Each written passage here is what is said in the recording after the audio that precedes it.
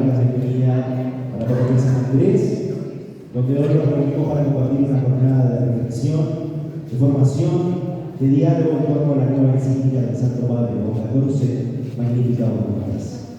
Saludamos a representantes de las distintas comunidades parroquiales, movimientos, colegios, agentes pastorales y a todos los fieles que hoy nos acompañan. Cada encuentro de la Iglesia es una oportunidad para renovar la esperanza y esta tarde queremos hacerlo dejándonos iluminar por el Evangelio del Papa, que vuelve a ofrecernos una palabra clara y profundamente evangélica para los desafíos de nuestro tiempo.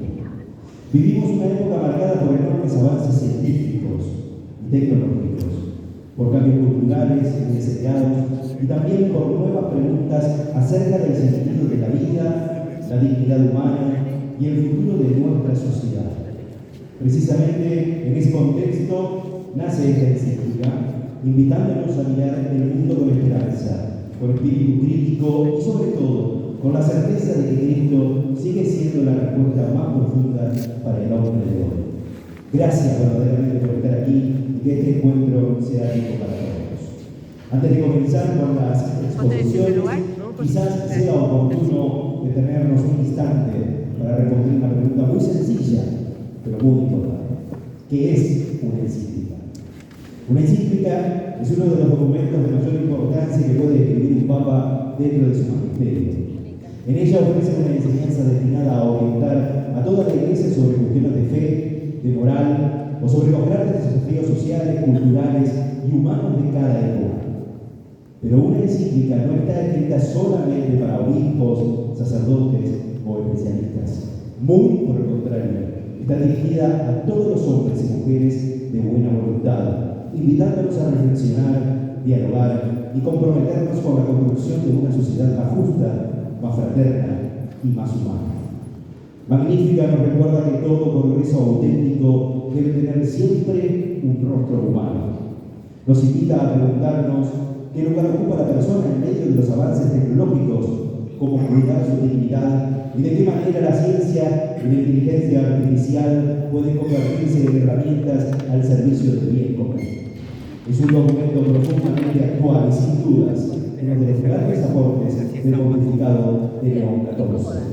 Para ayudarnos a descubrir toda la riqueza de esta encíclica, contamos hoy con la presencia de destacados profesionales provenientes de diferentes disciplinas. Cada uno de ellos abordará un aspecto particular del documento, permitiéndonos contemplarlo desde perspectivas complementarias: la tecnología, la moral, la educación, la cultura y también la ciencia y la tecnología. Los invitamos a escuchar con atención, a tomar nota de aquellas ideas que más nos interpelen y dejarnos desafiar por las preguntas que el Santo Padre nos propone. Porque una encíclica no es solamente un texto para leer, es una invitación concreta a transformar nuestra manera de pensar, de vivir y también de actuar.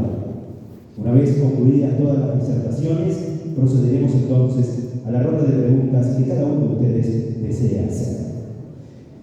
En primer lugar, tenemos ahora el gusto de recibir a la profesora Carolina Carnicero, docente, que compartirá su reflexión acerca de dos imágenes bíblicas que plantea el Papa en este documento.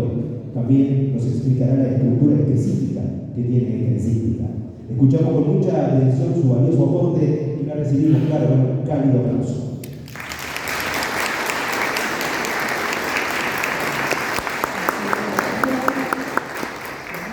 Bueno, vamos a empezar con una breve introducción para, si todavía no de ustedes no han podido leer o la han tenido en sus manos, para que tengamos como la base de la encíclica.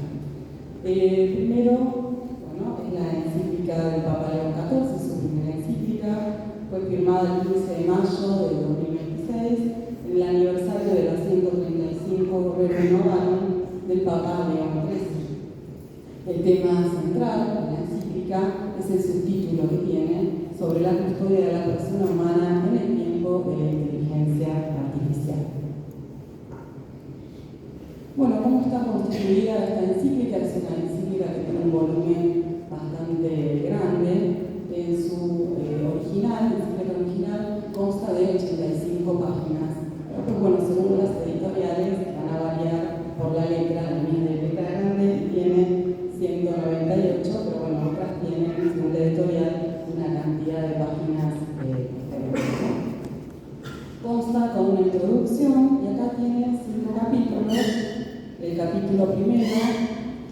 título es Un pensamiento dinámico fiel al Evangelio, aquí el Papa hace un recorrido de cómo la doctrina social de la Iglesia ha ido tomando forma en el magisterio reciente de los papas y del Concilio Vaticano II para poner en relieve su carácter dinámico. El capítulo segundo, el título es Los fundamentos y principios de la doctrina social de la Iglesia, es para ayudar a ver los nuevos asuntos de nuestro tiempo a la luz de la dignidad fundamental de la persona. El capítulo tercero, técnica y dominio, la grandeza de la persona humana ante las promesas de la inteligencia artificial. Pone en manifiesto algunos desafíos que afectan nuestro modo de vivir en este tiempo tan complejo que estamos atravesando.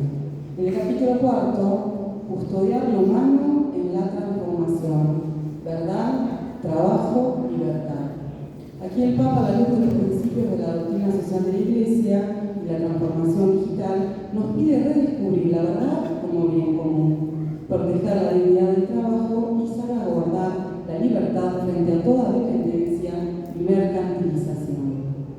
Y en el capítulo quinto, la cultura del poder y la civilización del amor, el Papa contrapone el drama de la guerra, de las guerras actuales y los diversos tipos de guerras, la visible y la invisible, las que tienen formas híbridas, como por ejemplo los ataques cibernéticos, la manipulación de datos, entre otras, frente al proyecto de la civilización. Y en la conclusión, uso toda la encíclica, yo espero que salgamos todos de aquí con ganas de leerla, subrayarla y aprender de ella, porque en la conclusión el Papa nos ofrece un itinerario de vida cristiana con sus palabras, sobrio y exigente, con el cual vivir este cambio de época a la luz del Evangelio. Para aquellas personas que no tuvieron todavía un contacto con ella, les vamos a leer de manera rápida, para que no sea muy largo, las 10 ideas centrales de esta encíclica. O sea, si yo no la quisiera leer, digo, bueno, no tengo ganas, esa no sería el espíritu, tengo los 10 temas fuerza de la encíclica para leerles, lo voy a hacer rápidamente, pero para que todos tengamos un pantallazo de la misma. El primer tema es la persona humana, es el centro y el fin. Toda tecnología, incluida la inteligencia artificial, debe estar al servicio de la persona. La dignidad humana no se negocia, no se optimiza, es don de Dios. El segundo tema, la inteligencia artificial no es neutra, tiene el rostro de quien la diseña, financia y usa. Por eso exige responsabilidad ética de todos, ingenieros, políticos, usuarios, empresas. El tercer punto, necesitamos alfabetización ética digital. No basta saber usar la inteligencia artificial, hay que formar conciencia para discernir qué es humano y qué deshumaniza. Educación más conciencia informada. El cuarto punto, proteger el trabajo humano. La automatización no puede destruir el trabajo digno. El Papa pide que la inteligencia artificial potencie al trabajador, no que lo descarte. El trabajo es parte de la vocación del hombre. El quinto punto, regular con bien común y subsidiariedad. Los datos y algoritmos no pueden quedar solo en manos de privados o de pocos países. Se necesita regulación global, pero que respete a comunidades y países más pequeños. El sexto punto, utilizado por el Papa León, esta palabra, desarmar la inteligencia artificial. También va a hablar de desarmar las palabras. Hay que sacarle la lógica de guerra, vigilancia masiva y manipulación. El Papa pide prohibir sistemas de armas autónomas letales. La inteligencia artificial no puede decidir quién vive o muere. El séptimo punto, cuidar la verdad y las relaciones. La inteligencia artificial puede generar deepfakes, burbujas de información y soledad. Hay que defender la verdad como bien que se comparte, no como territorio a conquistar, y cuidar el encuentro real versus el encuentro virtual. El punto número 8. La fragilidad es humana. La finitud, el error, el tiempo que lleva a aprender, eso no se corrige con inteligencia artificial. Es ahí donde nace el cuidado, la paciencia, el amor. No queramos ser dioses digitales. El punto número 9, construir la civilización del amor frente a la cultura de poder, dominio y guerra. La alternativa es justicia, diálogo, responsabilidad compartida, tecnología más corazón.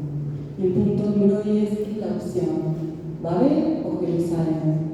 ¿O usamos la inteligencia artificial para encerrarnos en una torre de Babel tecnocrática, o la usamos para construir una ciudad donde Dios y el hombre habiten juntos?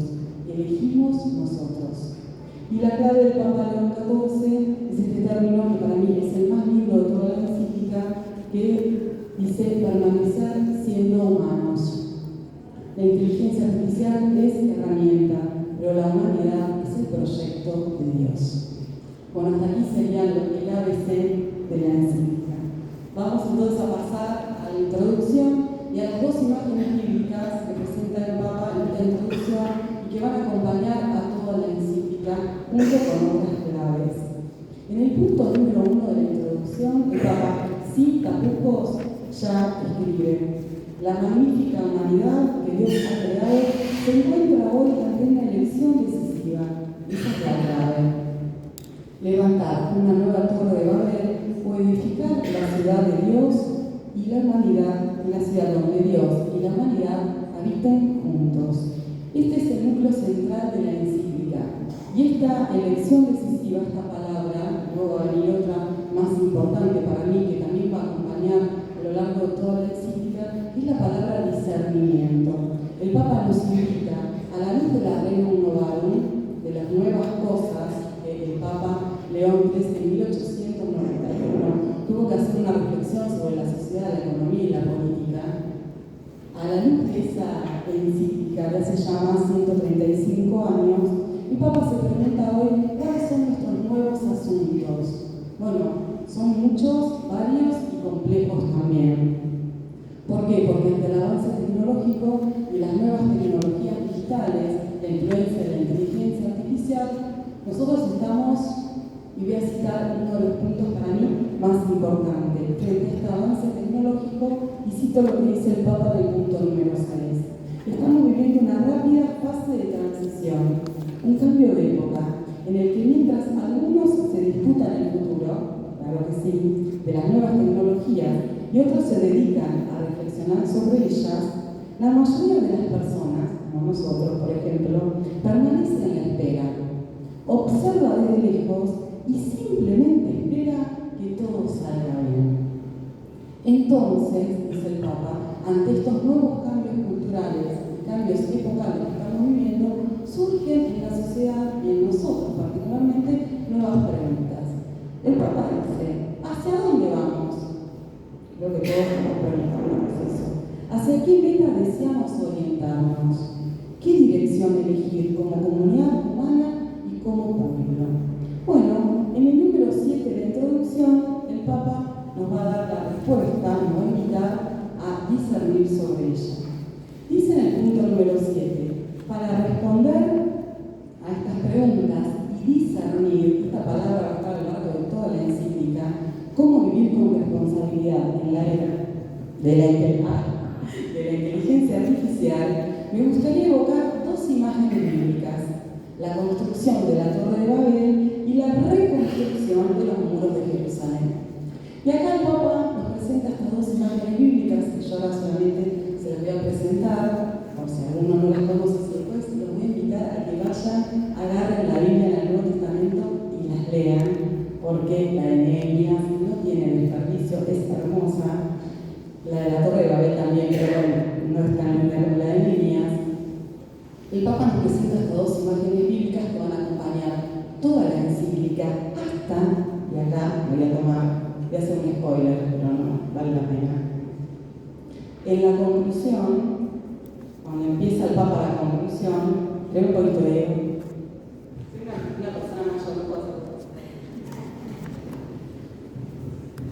Te voy a spoiler el padre Luis. En la conclusión, así como el Papa empieza la introducción con sin tapujos, o sea, con estas dos imágenes bíblicas y interpelándonos a discernir, en la conclusión del punto 229, el Papa nos dice las palabras de San Pablo a los cristianos de Corinto: que cada cual se fije bien de qué manera construye. O sea que el Papa nos está invitando todo el tiempo a que hagamos un discernimiento. ¿Qué dice el relato de la Torre de Babel? Creo que es un relato que todos nos acordamos, ¿no? Es un relato bastante común y conocido. Ya en el libro de Génesis, en el capítulo 11, del 1 al 9, aparece este relato que está enmarcado dentro de los orígenes de la humanidad, en donde los hijos de Noé, después de las genealogías, se encuentran en la llanura del Sena. Y ahí deciden construir una torre que llegue hasta el cielo. Quieren asegurarse la estabilidad y además quieren tener todo el poder, porque ellos están preocupados para poder perpetuar su nombre y que no se dispersen por toda la tierra. Es así que empiezan con este proyecto. Este proyecto, dice el Papa, tiene tres imágenes que lo acompañan. Primero, una sola lengua, todos hablan una sola lengua, una sola tecnología y una sola dirección. Y el Papa se pregunta, ¿no es igual que ahora esto? No todos tenemos una sola lengua tecnológica, una sola tecnología y una sola dirección. Construir una torre de Babel que llegue al cielo sin Dios. Eso es lo que les pasa a estos personajes del Génesis. Deciden enmarcarse en este proyecto, pero se olvidan de Dios. Es por eso que esconde un profundo engaño. Ellos creen que están sustentados en la uniformidad, pero en realidad se olvidan de la comunión. ¿Cómo termina la historia? Empiezan a hablar en otras lenguas, no se pueden comunicar con las personas que están al lado y se dispersan. Entonces el Papa dice, ojo con el síndrome de Babel para nuestra época actual. Y ante ese proyecto fundamentado en el orgullo y en la autosuficiencia, yo creo que puedo hacer lo que quiero, construir una torre que llegue hasta el cielo sin Dios, se presenta el otro relato, que es el relato de Nehemías. Acá estamos en un relato que es totalmente opuesto.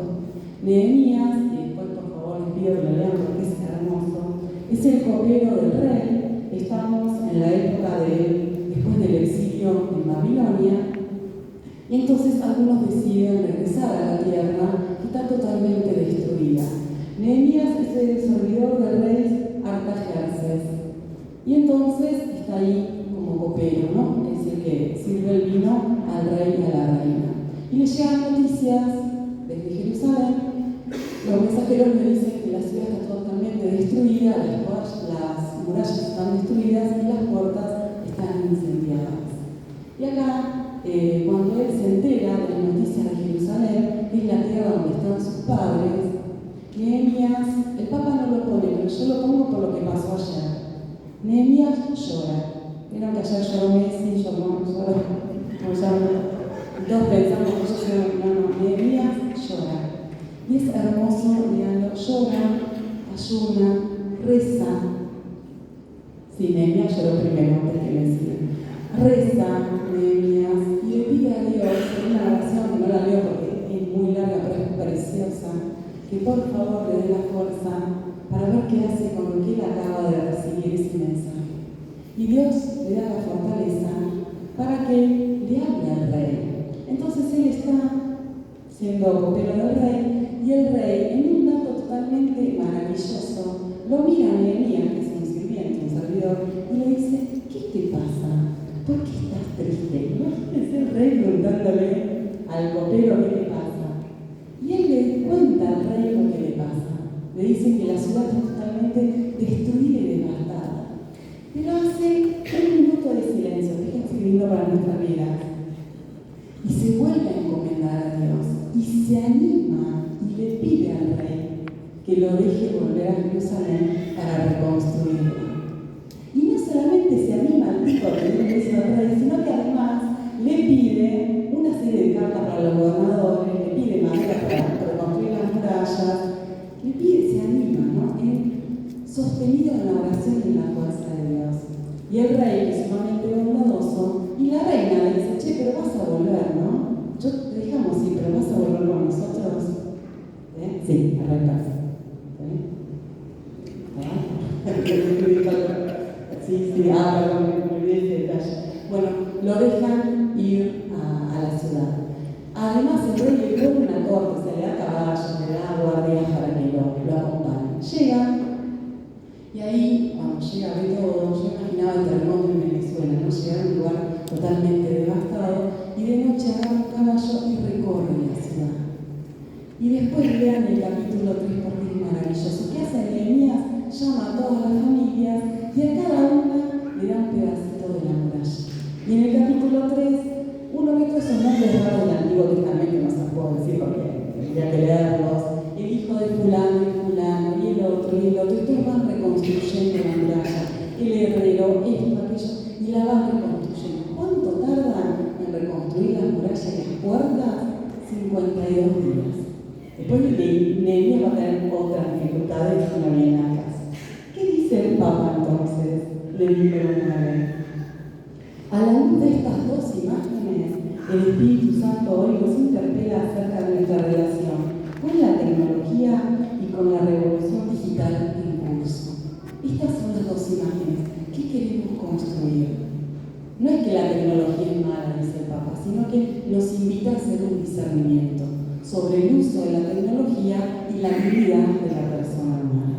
Nos invita entonces, y con esto termino, a edificar el bien. Edificar sobre la roca de la relación con Dios, acertar los límites y la fragilidad humana sin considerarlo como un error que haya que corregir. Edificar un mundo donde todos pueden florecer exige una corresponsabilidad valiente. Construir entre todos.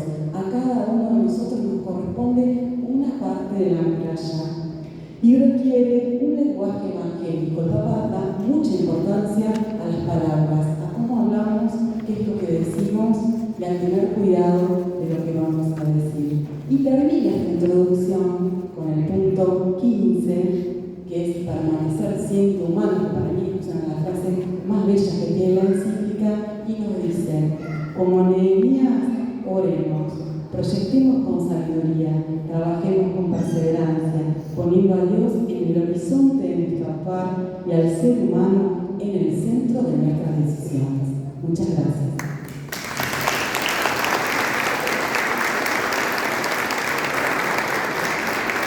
Gracias, Carolina. La importancia, ¿no?, que nos recuerda el valor de la humanidad en estos tiempos digitales y lo valioso de formar parte de una comunidad de manera sana, ¿no?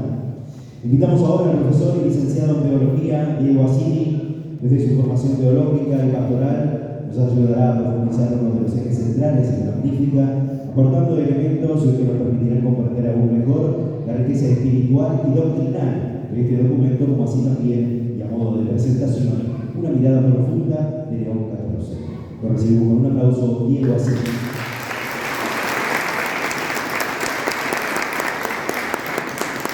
Hola, buenas noches. Bueno, primero un poco a modo de introducción, ¿no? Hablábamos con Marcelo el otro día.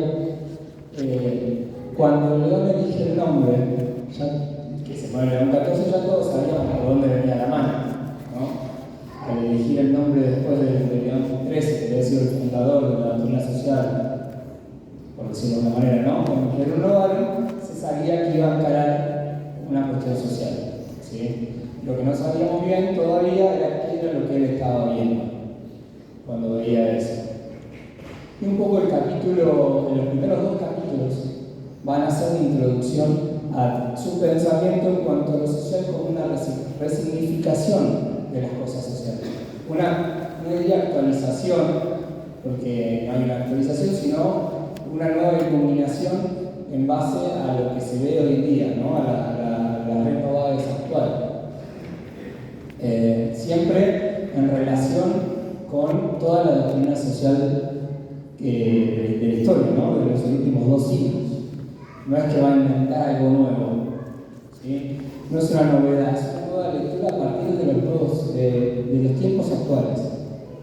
Va a hacer mucho hincapié en esto, de volver a ver el tiempo que estamos viviendo, ¿sí?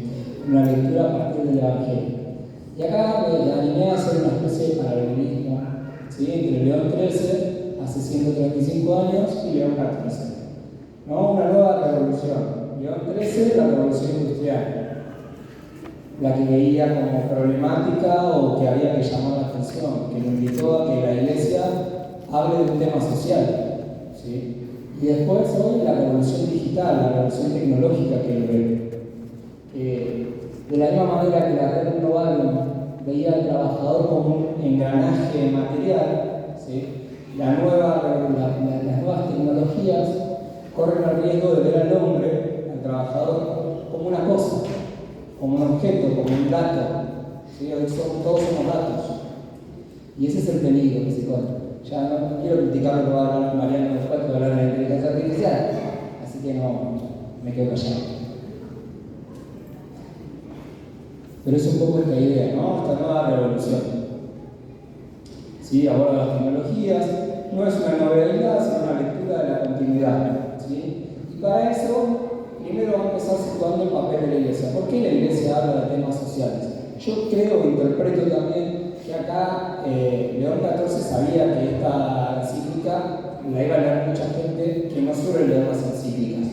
¿Sí? Como pasó con Laudato Si de Francisco, un tema de medio ambiente que no era solamente para las personas que, para los creyentes, sino, si bien todas las encíclicas son para todo el mundo, esta iba a importar. ¿Sí? Esta iba a ser leída en Silicon Valley, esta iba a ser leída por todo el mundo. Entonces, hace en el primer capítulo una primera aproximación a por qué la Iglesia está hablando de esto, por qué la Iglesia habla de temas de doctrina social, por qué se mete a hablar con cosas sociales y de qué manera lo hace.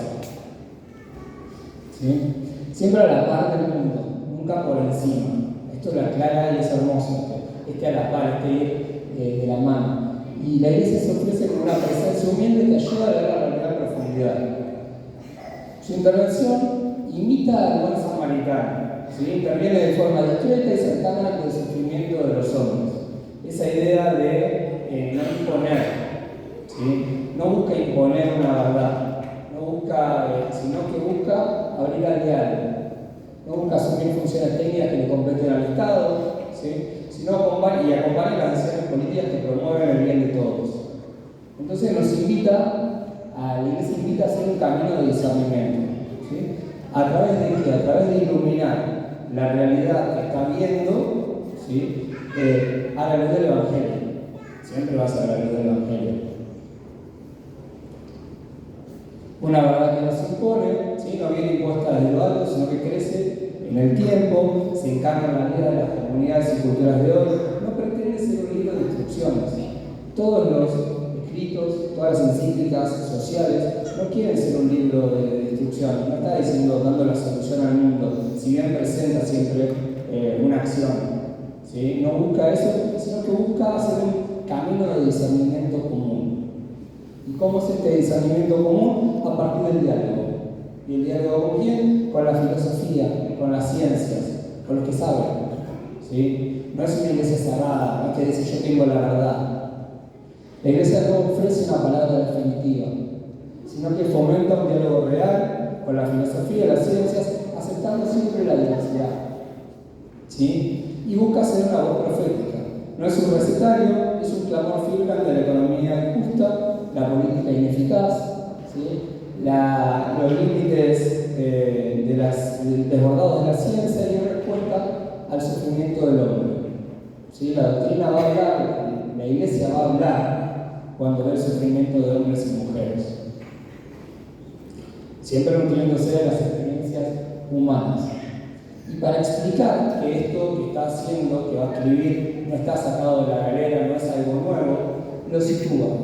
Y lo sitúa en concordancia con todos los documentos doctrinales desde León XIII, desde la Renovarum hasta la actualidad. Aclara muy bien que él no intenta hacer un compendio de la doctrina social. ¿Sí? O sea, el compendio de la doctrina social, si uno lo tiene, lo vio, lo leyó, es un librito así y la encíclica no es un librito así. ¿Sí? Pero sí va a nombrar y va a mencionar muchas de las encíclicas para esto, para explicar que siempre la Iglesia intentó iluminar los tiempos de cada época, a partir de la Renovarum, ¿sí? Con el conflicto capital-trabajo, la revolución industrial. Es un poco lo anterior, explicarlo de la Iglesia en es un poco retomar a la Renovarum. La Renovarum lo hizo, y esta también lo tiene que hacer. Sí, después, bueno, acá puse algunas, habla de muchas más encíclicas. 40º año, cuando Pío XI habla de la critica o intenta denunciar la concentración del poder económico, la competencia sin límites y que los proyectos colectivistas anulaban la libertad. ¿Sí? El Concilio Vaticano II asume la vocación de diálogo abierto, escucha, Bache Terres en épocas de las guerras mundiales, ¿sí? Les digo, acá corté mucho, pero es interesante esto de este compendio cortito que hace de Papa, más para los que no han leído muchas encíclicas, agárrenlo y en 20 puntos se hacen un resumen hermoso de toda la historia. La evolución en el magisterio reciente con la evolución enfocada en defender la democracia, el Estado de Derecho, ¿sí? Popular en progreso, Laudato Si, Fratelli Tutti, un montón de encíclicas y documentos que han ido sacando los distintos papas. Y llegamos a la Magnífica Humanitatis, con la doctrina social de la Iglesia que llega a la era digital y de inteligencia artificial. ¿Sí? Presentándose como una brújula dinámica. Creo que ahora hablado un poco de esto y si nos vamos a hablar para cuestionar la dignidad frente al progreso técnico. Y acá entramos en el siguiente capítulo, el segundo capítulo, donde va a explicar los fundamentos y principios de la doctrina social. Entonces, la primera fue una introducción a en el tono de la historia de la Iglesia, ¿no? La historia de la doctrina social de la Iglesia. Y en el segundo, bueno, ¿cuáles son los fundamentos que tiene la doctrina social de la Iglesia? Los principios, que ya todos los conocen, creo, o los han escuchado alguna vez. Y lo primero que va a hablar es de la dignidad. ¿Sí? ¿Por qué? Porque hay un riesgo. Hoy, entiende el Papa León XIV, se entiende a la dignidad, ¿sí? Como exacto es producir. Vos valés de acuerdo a lo que producís, valés de acuerdo al éxito. ¿Sí? Y frente a eso me vuelve a traer la idea de la dignidad ontológica, ¿no? Todos somos dignos, todos tenemos la dignidad de ser hijos de Dios, de imagen y semejanza, creados a imagen y semejanza. Esa dignidad no se saca, no se compra, no se vende por ser, ¿sí? Por ser menos productiva. ¿Entiende? ¿Por qué lo digo esto? ¿En cuántas culturas hoy los ancianos perdieron su dignidad porque ya dejaron de ser productivos? O muchas no. Bueno, no voy a hablar de eso. Sí, como los descartados. Los descartados. Exacto. ¿Sí? Aclara que la persona no es un recurso y la dignidad tiene que estar en el centro. ¿Sí? Inicia el capítulo clarificando el fundamento. Advierte contra el riesgo de reducir a una persona a un mero medio para obtener resultados o a un simple insumo de datos para ser explotado, monetizado por la tecnocracia. Y frente a esto, ¿sí? Está muy bueno para ver la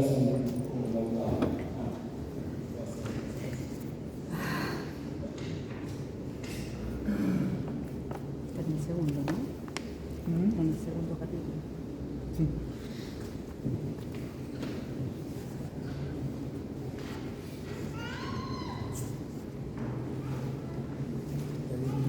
Entre estas ideologías considero particularmente envidiosa a la que sugiere que toda persona deba ganarse o justificar su propio valor, hasta el punto de atribuir mayor valía a quienes son más eficientes y productivos. La persona termina reduciéndose a un medio para obtener resultados, a un recurso para ser usado y explotado, y no es reconocida como fin en sí misma, jamás instrumentalizable. Pero el valor de la persona no depende de lo que produce, existen derechos, y acá hace un hincapié con los derechos humanos, ¿no? Siempre se habla de derechos humanos. ¿Qué valor tienen los derechos humanos si quitamos la dignidad de la persona? Nulos. ¿Sí? Entonces, frente a esto, plantea eso. Y después se van a explicar los principios en una resignificación de los principios, una actualización de los principios. ¿Sí? El principio del bien común, ¿sí? El bien común, esa idea de que las partes, el todo más que las partes individuales, ¿no? Todos tenemos que tener una visión en común, como país, como Miramar, como ciudad, esta idea de una visión a largo plazo por la cual hace que todos tengamos como bien común. Bueno, esa idea hoy ya no es solamente el Estado como garante, sino que está la tecnología metida en el medio. Como qué bien común tenemos al utilizar la tecnología. ¿Lo pensamos? ¿Lo usamos en particular? ¿Solamente me importa lo mío sin que me importe lo del resto? ¿Sí? Después plantea la idea del destino, del principio del destino universal de todos los bienes, ¿sí? Como una nueva, y ahí el tema de la propiedad privada, ¿no? de propiedad privada que no existía antes. ¿Sí? Lo que antes eran las palabras de la iglesia, en palabras de la iglesia, tierra, fábricas, salarios, hoy hablamos de algoritmos, patentes, plataformas digitales, datos. ¿Sí? Vuelvo con los datos. Y después se va a la idea de la subsidiariedad. El Papa habla mucho del principio de subsidiariedad. El principio de subsidiariedad, para el que no lo sabe, es el que evita que el Estado absorba lo que, o sea, esto era antiguamente, ¿no? Lo que absorba lo que entidades intermedias, familias, puedan realizar por sí mismos. ¿Sí? Que no se reduzcan a meros ejecutores a las personas, sino que puedan desarrollarse a partir de lo que hacen, sin que alguien le diga cómo lo tiene que hacer. ¿Sí? Un ejemplo, que el Estado no se meta en decir cómo el Padre Luis tiene que hacer las cosas, porque el Padre Luis lo puede hacer y el Padre Luis se va a dignificar y va a desarrollar su vida a partir de eso. El Estado podría decir lo que tiene que hacer, sí, pero no se puede meter, para que ese es el límite, la subsidiariedad. Bueno, lo que está denunciando de alguna manera el Papa León XIV es que hoy el problema no es el Estado. Dejó de ser el problema. El paradigma cambió. Ya no está en la copia del Estado como estábamos acostumbrados, sino los grandes actores tecnológicos y económicos. Que ejercen poder fáctico sobre nuestras decisiones sin que nosotros nos demos cuenta.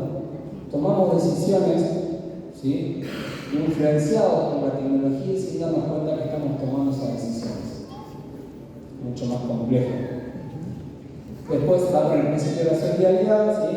Estamos confiados el uno al otro, y como actualización es el hecho no solamente en la vida diaria, sino también la responsabilidad se extiende a las infraestructuras digitales e informativas.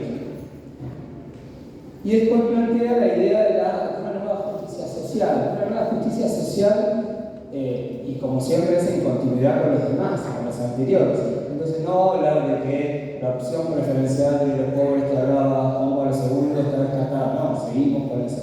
O la cultura del descarte que denunciaba Francisco, ¿sí? Sino que habla de que hoy justicia social es no privar a las personas y a los pueblos al acceso a las nuevas tecnologías. Como dijo Caro, el Papa no va a decir que la tecnología es mala, ya lo van a ver más adelante. Yo no le voy a sacar lo que otros van a decir, como hizo Caro. ¿Sí? Las innovaciones tecnológicas no son neutrales, ¿sí? Ponen en riesgo el desarrollo integral del hombre. Tampoco voy a hablar mucho de esto porque van a hablar después. Y por último, que está muy interesante también, invita a la Iglesia a hacer una especie de examen de conciencia. ¿Sí? Se le está pidiendo al mundo esto. Bueno, ¿y nosotros qué hacemos con esto? ¿Cómo está la sociedad hoy en la Iglesia? ¿Cómo está la solidaridad en la Iglesia? ¿Cómo está la búsqueda del bien común? ¿Sí? Los principios se van a encarnar en la Iglesia a la medida que esté abierta a la acción del Espíritu Santo. Si el ser humano, si tengo que sacar una conclusión de esto, es hablar, aparte de toda esta historicidad de este camino histórico que hace, ¿sí?, que el ser humano no es un dato, es un instrumento. Vuelve a hacer hincapié a partir de la dignidad de que el ser humano es un misterio sagrado. Y eso es lo que tenemos que rescatar de esta introducción.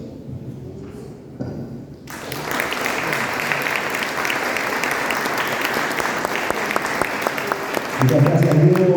Cada una de las exposiciones va completando este gran mosaico que constituye la encíclica y nos permite descubrir la profundidad y también la actualidad del pensamiento del Santo Padre. Continuamos en esta jornada y ahora invitamos al doctor en Ingeniería, Mariano Finoquieto.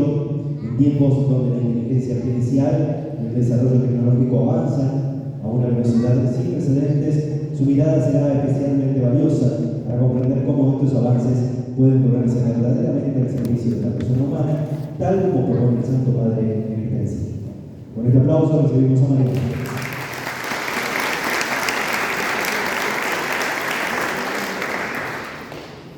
En el capítulo 3 se nos introduce qué es la inteligencia artificial, la parte un poquito más técnica, y también el riesgo de pensar que puede reemplazar el razonamiento, la sabiduría y el juicio humano. Así que bueno, tengo 7 minutos más o menos para explicar todo eso. Espero que logre aclarar un poquito. Van 7 minutos, ¿no? Bueno, vamos a hacer un jueguito. Si ven esta frase que dice El cielo está muy oscuro y nublado. Creo que va a llover. Muy bien, sí, pasaron. Tanto los humanos, o sea, todos nosotros, como la inteligencia artificial, puede llegar a responder correctamente. O sea, los humanos van a decir llover y probablemente se agarran cualquiera de las inteligencias artificiales y le hacen esta pregunta, esta oración, también va a decir llover. Los humanos, nosotros sabemos esto porque entendemos que las nubes tienen humedad, que cuando el cielo está oscuro y con nubes hay mucha probabilidad de que llueva. Ya hemos vivido experiencias pasadas, entendemos que hay humedad en el aire, pero la inteligencia artificial, ¿cómo llega a esa conclusión? ¿Cómo hace? Bueno, eso es lo que vamos a tratar de entender un poquito en las próximas diapositivas. ¿Qué es lo que hay atrás de la inteligencia artificial? Hay algo que se llama estadística, que es una rama de la matemática, que se encarga de ordenar, organizar muchos datos, mucha información, que se encarga de buscar patrones, que se encarga de predecir en base a esos datos. Por ejemplo, si algunos usan Netflix, probablemente después de ver ciertas películas, el mismo Netflix también te recomienda una película. Bueno, todo eso es estadística, porque Netflix, a partir de las películas que uno va viendo, te va recomendando en base a esos datos, ¿no? Lo mismo, bueno, el clima, por ejemplo, para predecir si va a llover, si hay tormenta, también se basa en datos pasados para entender si un escenario se repite y ya pasó antes, bueno, probablemente vuelva a suceder lo mismo, ¿no? Eso es un poco la estadística, ordenar datos, encontrar patrones y tratar de predecir. En el fondo, la matemática. Así que imagínense que la inteligencia artificial es una calculadora muy potente que se basa en estadística.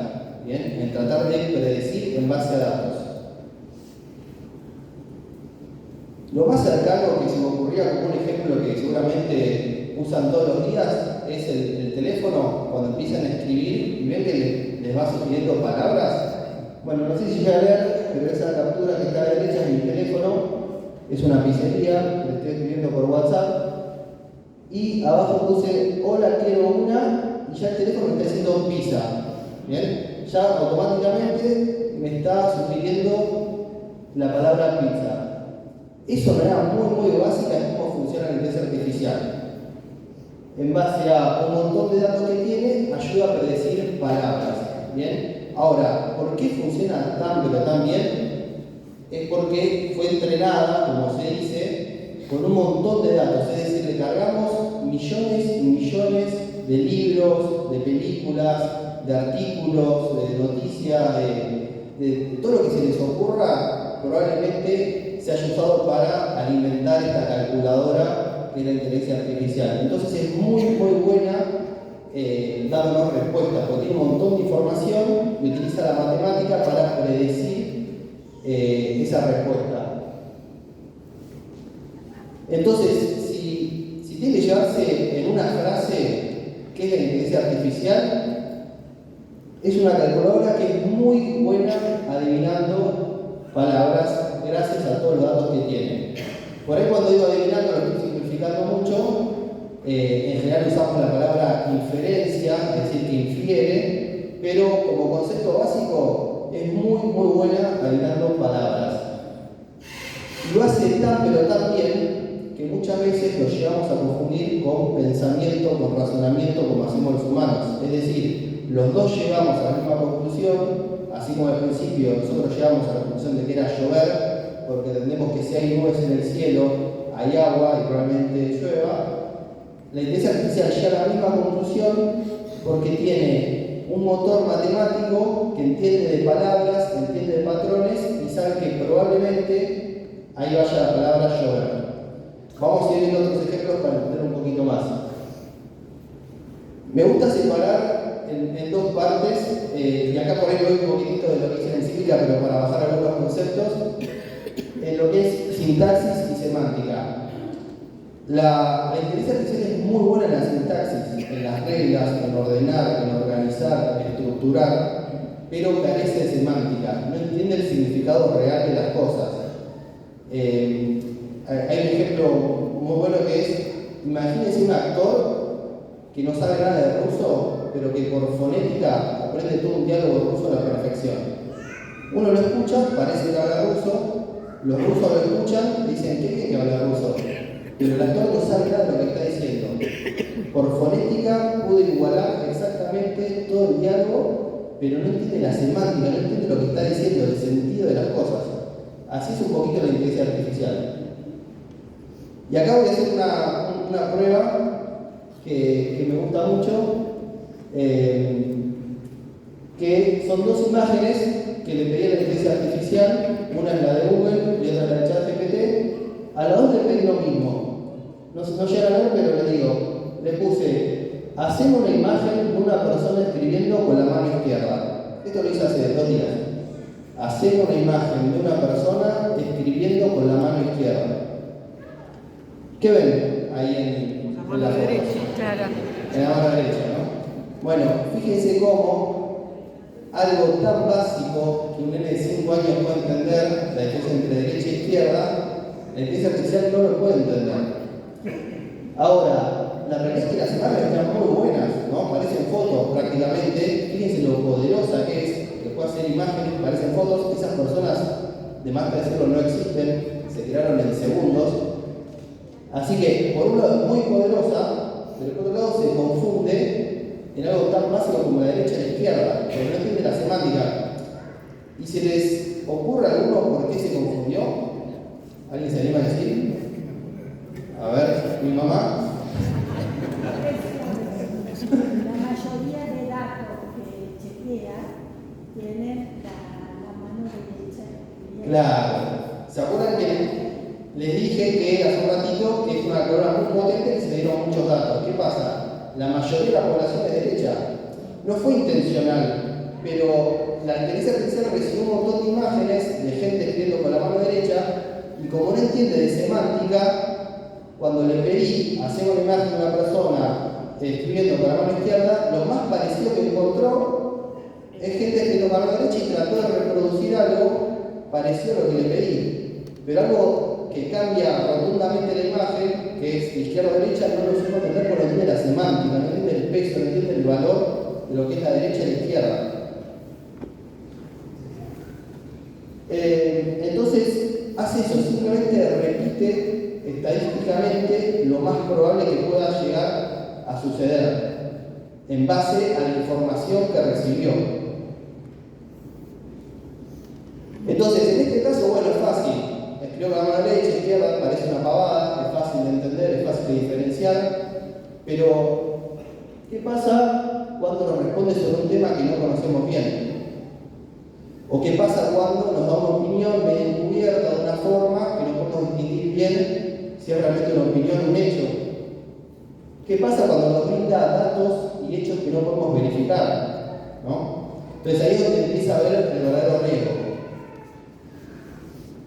Entonces, ¿cuáles son los ecos que nos deja este capítulo de la encíclica? Que es muy buena haciendo cálculo, pero tampoco hay que dar el juicio humano a la inteligencia artificial. Después, puede haber una falsa neutralidad, porque si bien en el caso de la mano izquierda y derecha no hubo intención, si nosotros entrenamos con las empresas o las organizaciones entrenan la inteligencia artificial con ciertos datos, las respuestas que nos van a dar van a ser coherentes a esos datos. Entonces pueden inducirnos en ciertos temas, así que no hay que dar el juicio a la inteligencia artificial. Y por último, que en el fondo es una simulación, no piensa, no razona como nosotros, porque no comprende el mundo real, simplemente repite de manera estadística, matemática, cuáles son las palabras más probables en base a los datos que recibió.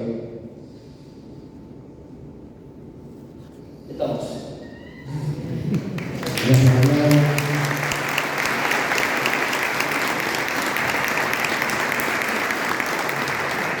Continuamos en esta tarde y ahora invitamos al Padre Luis Albónica, sacerdote y doctor moral, que nos ayudará a comprender el origen de la encíclica, su propósito y la importancia que reviste para la Iglesia y para el mundo actual. Esta exposición será la puerta de entrada para comprender el espíritu que anima todo este documento pontificio, pero además profundizaremos sobre un término muy interesado planteado en el documento como es el transhumanismo. Con un fuerte aplauso al padre Luis Arroyo.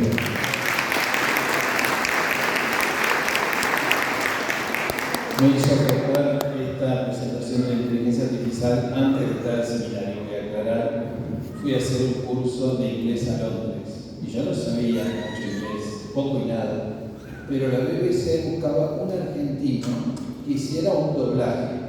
Yo lo único que entendí es que la BBC pedía un argentino y que le iban a pagar 50 libras. Y fui.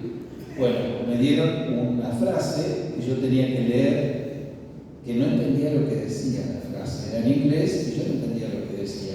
Me dijeron más o menos cómo tenía que ser la entonación y entonces me hicieron pasar un estudio y hice de inteligencia artificial. Yo grabé la frase sobre alguien que hablaba, no voy a decir cuál era la frase porque tenía unas palabras que no son muy adecuadas para el templo. La cosa es que la reacción de los que estaban ahí se rieron, como si yo estuviera haciendo una traducción simultánea.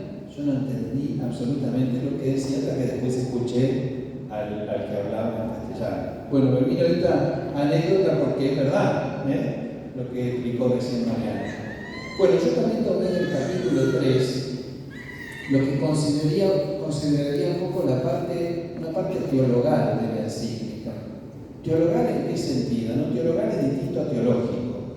Teológico es el estudio de las cosas relativas a la fe. Teologal tiene que ver con el modo en que vivimos la fe, el modo en que vivimos nuestra relación con nuestro ser humano como obra creadora de Dios y nuestra vocación que brota de nuestra dignidad.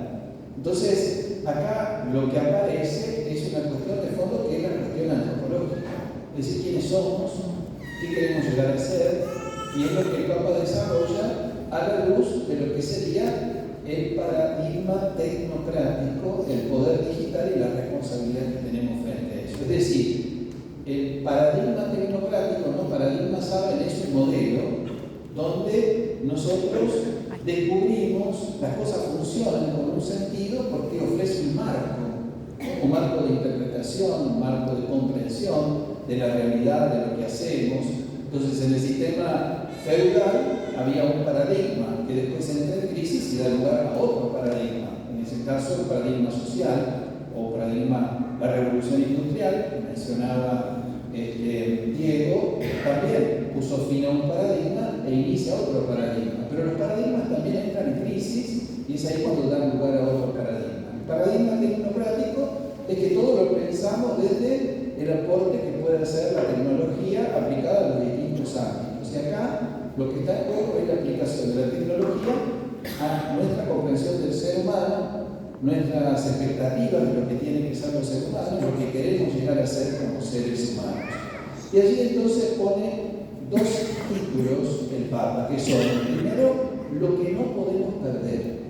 Es decir, ¿qué es lo que no podemos perder del humano por el aporte de la tecnología? Y lo segundo es lo verdadero más que humano. Es decir, el Papa quiere presentar que el cristianismo siempre tuvo una propuesta de crecimiento del humano.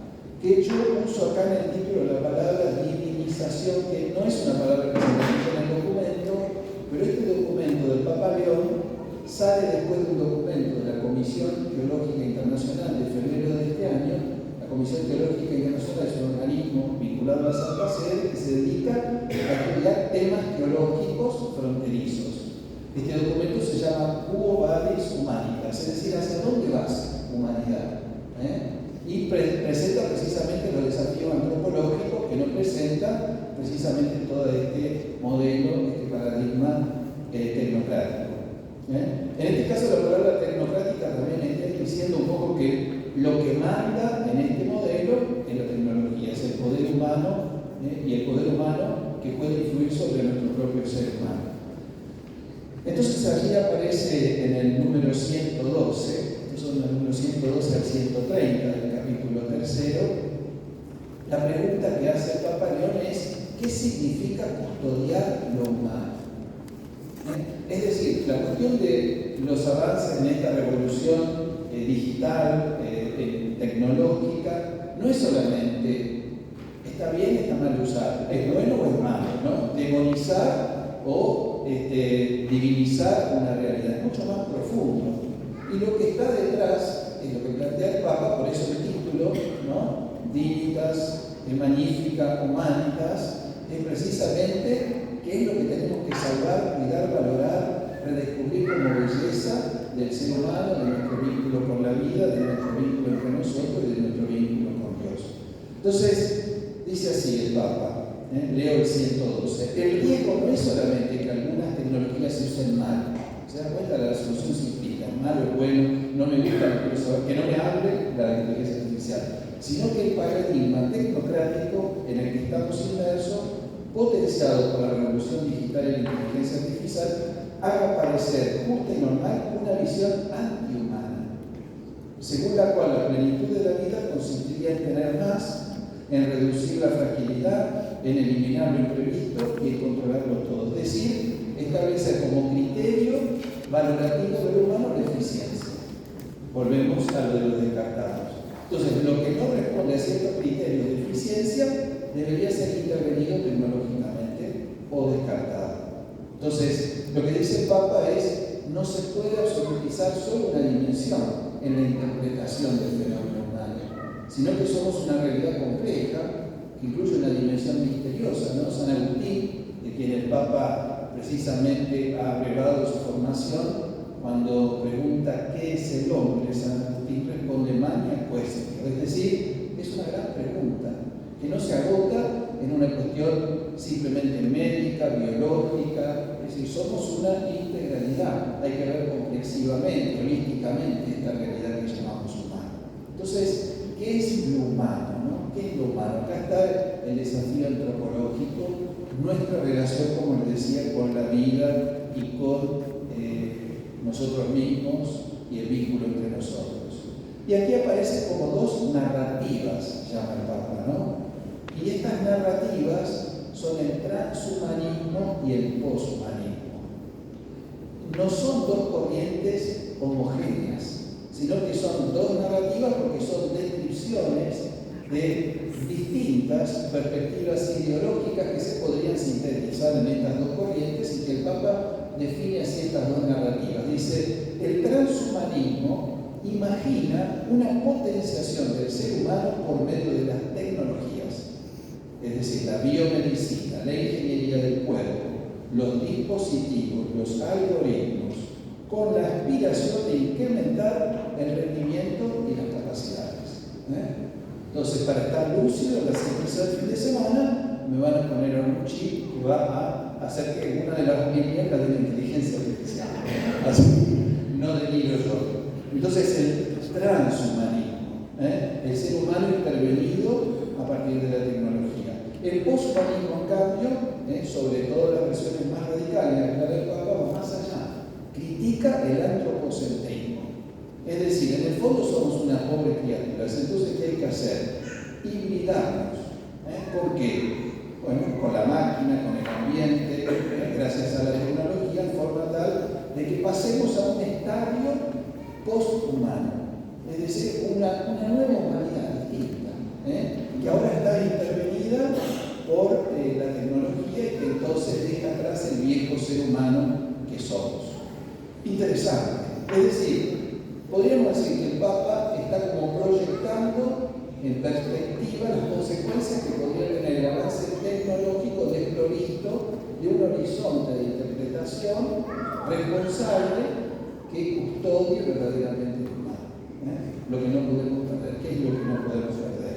Y entonces da en el número 117 criterios de valoración moral. Dice, el punto crítico a la luz de la doctrina social de la Iglesia, en la actualización que él está haciendo, como explicó Diego, no es el uso de la técnica en cuanto tal. Sería burdo, sería necio decir esto cuando vivimos gracias a muchos de los beneficios de la tecnología, sino la visión que subyace. Si el ser humano es tratado como materia para ser perfeccionada o superada, entonces se vuelve más fácil aceptar términos sean considerados menos útiles, menos deseables, menos dignos.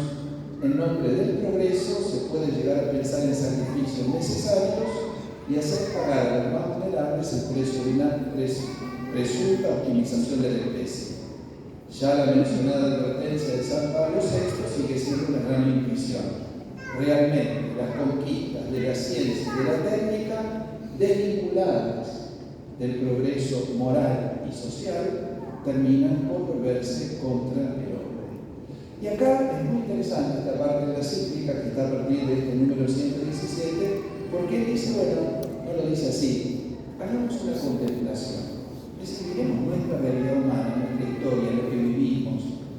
Yo creo que detrás está esta disociación con nuestra vida, que lleva a que experimentemos profundas angustias, profunda falta de sentido y que haya un incremento de los suicidios y de otras manifestaciones que a veces los mismos jóvenes nos dicen cuando hablan de la preocupación sobre la salud mental, de ellos y nuestra, ¿no? Y entonces la contemplación que hace él lleva precisamente a que mire las situaciones de límite. Es decir, las situaciones de límite, ¿no? Son situaciones que hay que evitar a toda costa. Dice así: la incapacidad, la enfermedad, la ancianidad, el sufrimiento, la vulnerabilidad, ¿no? Nos llevan a pensar que muchas veces el ser humano florece, no solo a pesar del límite, sino a través del límite. Es decir, el límite, todas estas situaciones son algo que hay que evitar a toda costa o tienen alguna dimensión de fecundidad. Y entonces lo que responde el Papa es, en el 118, la experiencia religiosa, en particular la fe cristiana, propone habitar sin simplificaciones esta ambivalencia entre la grandeza y el límite del humano, interpretándola a la luz de la relación originaria y fundante con Dios. Y luego explicita qué es lo que florece en estas situaciones de límite. Bueno, precisamente allí encuentra lugar, dice, la compasión, la sincera preocupación ante las necesidades de los demás, la generosidad que sorprende incluso en medio de la oscuridad, el fracaso, la experiencia espiritual y la adoración a Dios. Es decir, en definitiva está planteando las cosas en una perspectiva pascual. Es decir, la cruz, cuando es interpretado el dolor a la luz del sentido, permite que se desarrollen aspectos del ser humano que tal vez la tecnología podría evitar esos límites, pero no desarrollar esos aspectos. Es decir, el crecimiento en el amor, el crecimiento en la comunión, la alteridad, etc. Aun cuando el límite, dice el Papa, se manifiesta como dolor interior, la sensatez humana enseña a no negarlo ni eliminarlo, sino a integrarlo.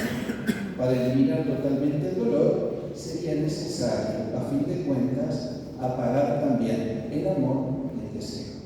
Es decir, si hiciéramos como la famosa imagen, ¿no?, de cuando bañás el bebé tenés que tirar solo el agua y no el agua con el bebé, ¿no? Es decir, hay cosas que aunque sean límites del ser humano puede ser una oportunidad para el desarrollo de nuestra humanidad. Por eso, el título siguiente habla de esto, lo verdadero humano. Es decir, ¿es el transhumanismo? ¿Es el posthumanismo? ¿O también hay una posibilidad de más humano cuando integramos la gracia y el humanismo cristiano? Porque acá hay que entender una